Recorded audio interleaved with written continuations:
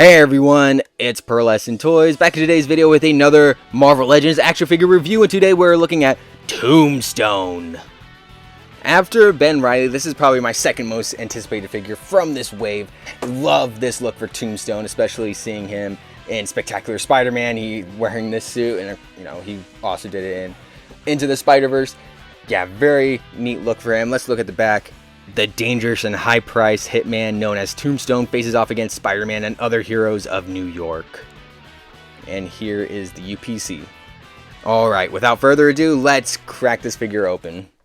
Alright, here we have Tombstone out of the box, looking just so slick. I absolutely love his suited look. Don't get me wrong, the biker look, which I have off to the side right here, is fine. I dig this design too. He had this more of like this design in the animated series from the 90s. But as much as I love the 90s series over Spectacular Spider-Man, I think this was just something that was just a lot better in that show. Ooh, yeah, I'm going to lose a few fans here. I actually prefer the 90s show over the Spectacular Spider-Man. Don't get me wrong, both are great, but I just like that one more. Sorry, I'm so sorry. But going back to this figure, yeah, this is his suited look, and I just absolutely love it. I want to say this is an entirely brand new mold, going from the bottom up, and these shoes, again, I'm not sure if this is reuse, but I'm kind of thinking that maybe they are brand new. And I say that because I don't really know any other figures that have like this size, who are using this size. Not even like the X-Men Logan body mold was this big, I feel like, right? I could be entirely wrong, and this is the Logan body mold. However, I don't think it is. It's just too new looking. Like, I've never seen any other figure use this. I love all the creases all throughout the pants right here, the suit pants, and then the suit itself just looks great. Or sorry, the jacket has that little neckerchief right there, and dude, the pin stripes of the shirt continue down here on the sleeves. That is just so amazing. Just great attention to detail. And you go around, you get these buttons, and yeah, underneath. Let's take a look at his butt.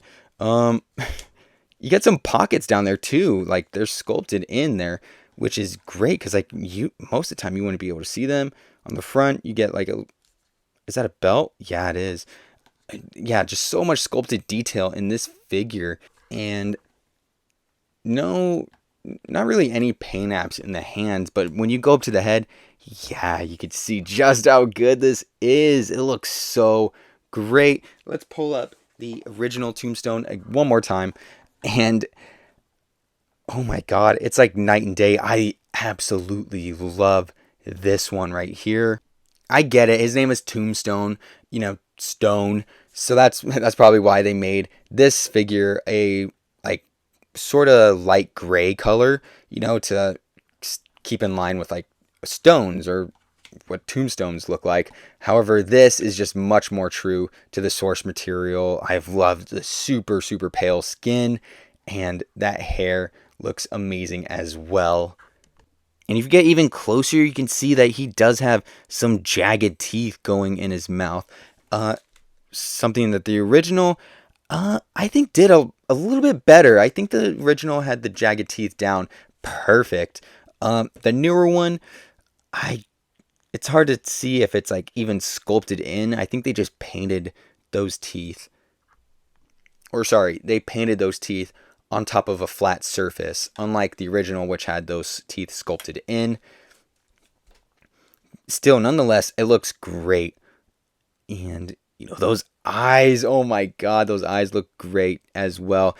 Something that the original could have improved upon, but considering photoreal technology wasn't really around at that time, I can understand. But they did a great job back then. But this right here, oof, this is just next level.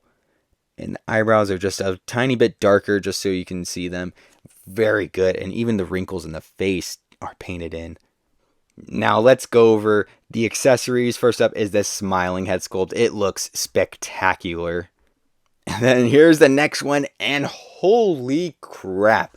Forget everything I said about that first head sculpt, all the criticisms. This one is just, oh my god, it is so good. This is actually my first time seeing this head sculpt. Like, this is my actual reaction to it. Oh my god, dude, it looks amazing. They sculpted the teeth in right here for sure. And oh, the lips look great, and the eyes too. I don't even know what this head sculpt is supposed to be. Maybe like him getting punched in the face.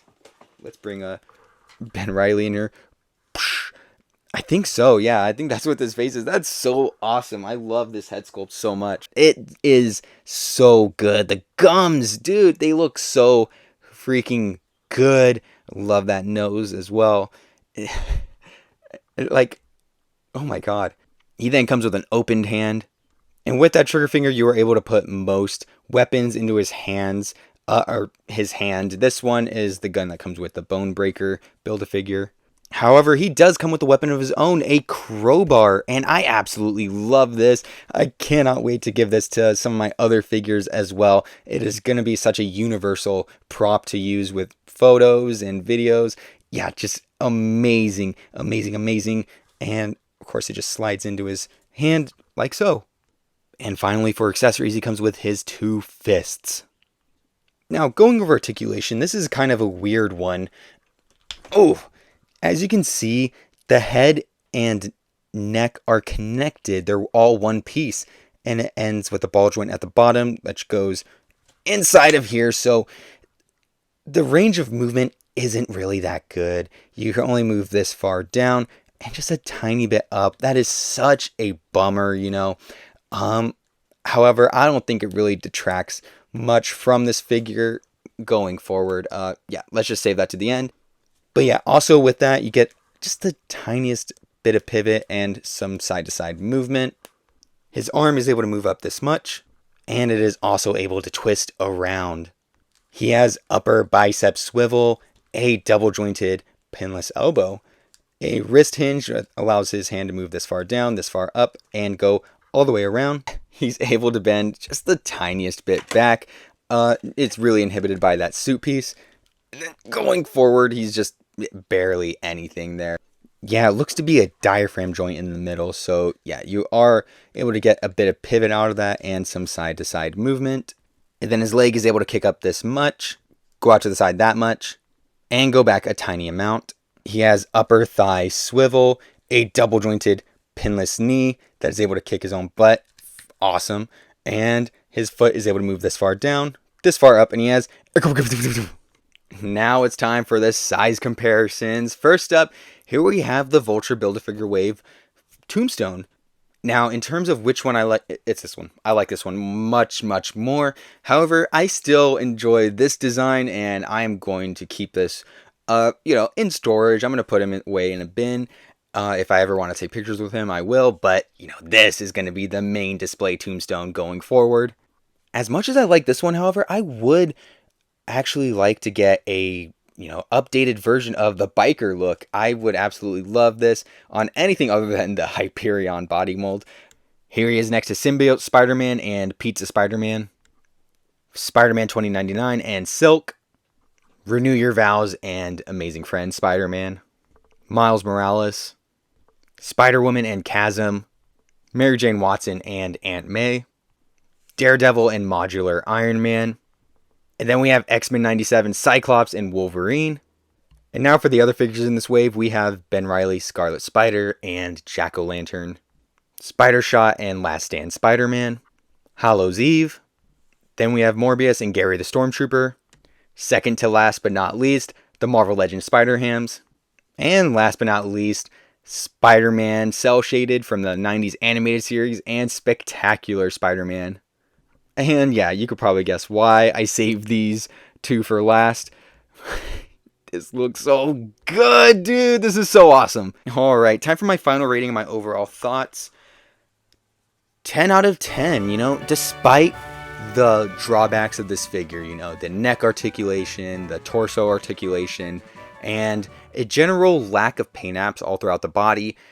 I just think this figure is fun. And that's what it really boils down to for me. I'm not looking for like the greatest in articulation. I'm not looking for the greatest in paint apps. I just want to have fun posing around these figures. And this figure has brought me just so much joy. You know what? Again, second video in a row, I'm going to pull Dave Meltzer here.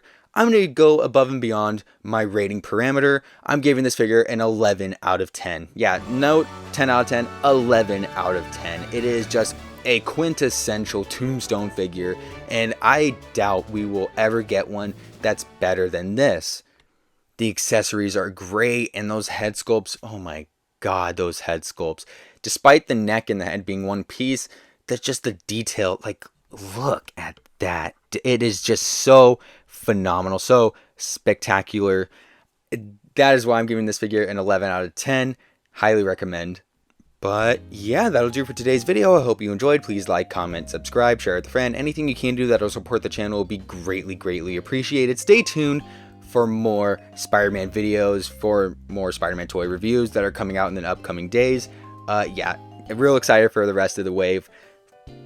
But yeah, with that, I will see you in the next one.